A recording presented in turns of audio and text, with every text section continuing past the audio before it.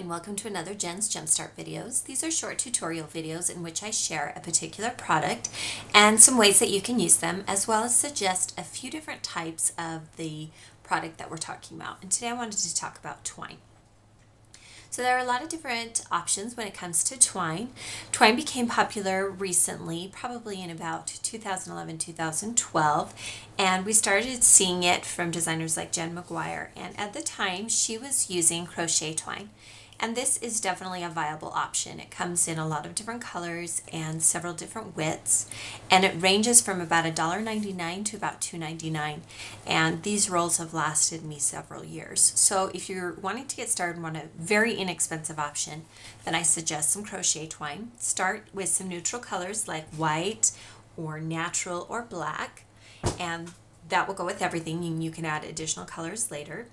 After the initial start of that, we started seeing some other twines being used. This is a natural jute twine, and it's a little thicker. It resembles rope.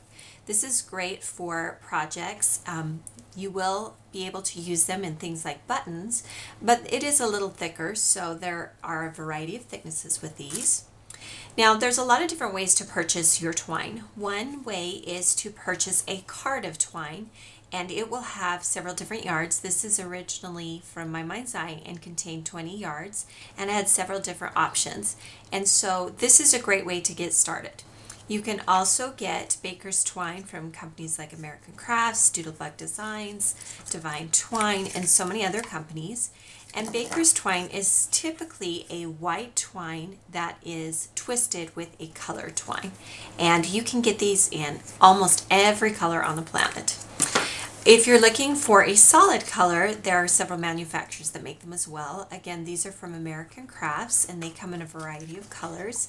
I will link you to some other solid twine options as well.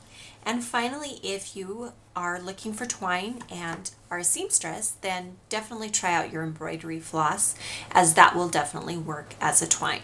So let me show you a couple of different ways that you can use twine on your projects and help you stretch this supply a little bit more.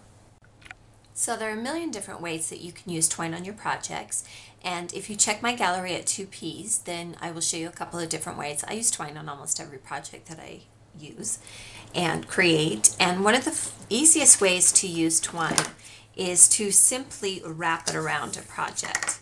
Now, if you have a lot of twine, then I wouldn't worry about wasting it as you wrap it around, but you simply wrap it around the front and the back. And then you have the option of tying it on the back or tying it on the front. And then you can tie it in a bow or you can tie it in a knot. So depending on the subject or theme, sometimes if it's a girly layout, I will do a bow and a knot for a boy, but I don't limit myself in that way. So this is a fun way to do it. I almost always wrap it around at least 3 times. 3 times adds a little bit of interest, and you can wrap it and pull it apart, or you can squeeze it together. Another option is to add twine to a button. This is where I suggest use thin twine, and I usually cut about 6 inches from the twine, and then I take the button and I turn it over onto the back side, and I thread both pieces, both ends, through both holes of the button. And then again, you have the option of tying it into a bow or into a knot. This saves you from stitching. If you wanted to add this to your layout, you simply add a glue dot onto the back and adhere it to your layout. And one additional way that is fun to use twine with is to create a banner. And to do that, you will need some kind of a pen and shape like the stickers here, as well as some adhesive pop dots, and I'm using some from American Crafts. And what I will do is I will place the stickers or the paper, if I've hand cut them, or the punch, or even pre-cut elements. I will go ahead and lay them directly on my surface. Let's make them a little less sticky so that they'll stick less to my fingers. And then what I will do is I will cut some twine about the width that I want the pennant to be, and I will adhere it to the sticker.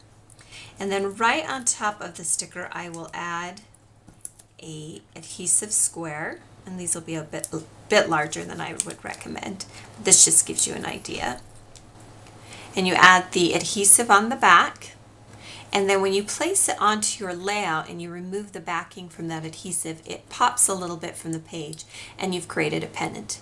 So there are several different ways to use twine on your layouts. Be sure to start with neutral colors and then bring in some baker's twine and some other types of twine. You can look for it in the two-piece store by searching under twine or trimming. There will be a couple of options for you to choose from. Be sure to try twine on your next project, and I hope you'll join in on today's challenge.